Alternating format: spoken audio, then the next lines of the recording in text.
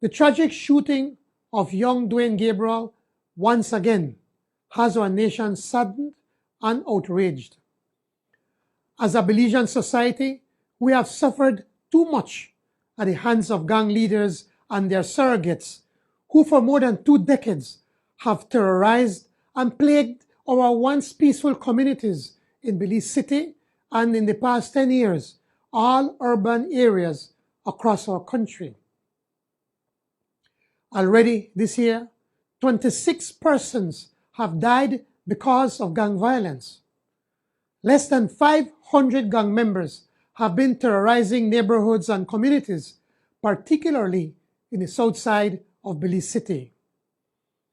Gang violence is festering in part because of what has become a careless culture of silence and hopelessness, especially in our poor and vulnerable communities. The violence has to stop. The terror on these communities must end.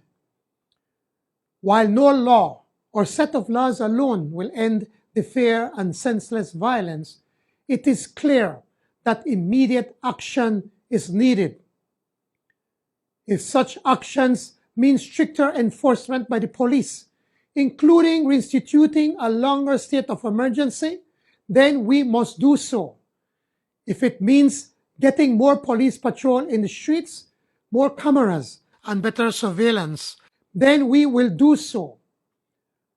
I know we are all tired of the senseless violence and the killings, and for this reason, I am calling on us as a nation to address this matter together. Just as it took decades to reach this level of callous anger and violence, it will take us some time to get to a lasting solution, but we can neither give up nor give in. We have to keep working at it as one nation. As a government, we're all in. Every minister is currently involved in our commitment to curbing crime, especially gang-related crime and violence. But it will take our efforts as well as the efforts of business, civil, social, and political organizations working together. It will take gang-infested communities to say no more to the guns and gang hangouts in their neighborhoods, and it will take more access to social intervention programs in these communities, including jobs, free access to education, and a conscious effort to cut off recruitment of children by gang affiliates. To this end, if government must find ways to give incentives to people who provide information to get the guns off the street and to report predatory actions by gang leaders, then we will do so. And if we have to strengthen laws and ordinances to allow the police to go after potential gang leaders and gun runners, then we will do so. Yes, some of the actions we must take might cause certain individuals to say our approach may be heavy-handed. However, if our actions can save the life of one more youth or the future of one more vulnerable child, then we must and we will act.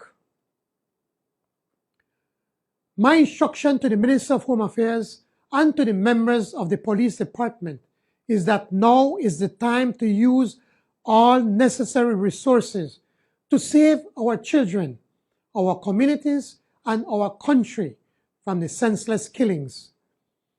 In this regard, I have asked Minister Musa and the Commissioner of Police to provide as much information to the public and to reach out to everyone to join our efforts to combat the crime and violence and to get the gangs off the streets.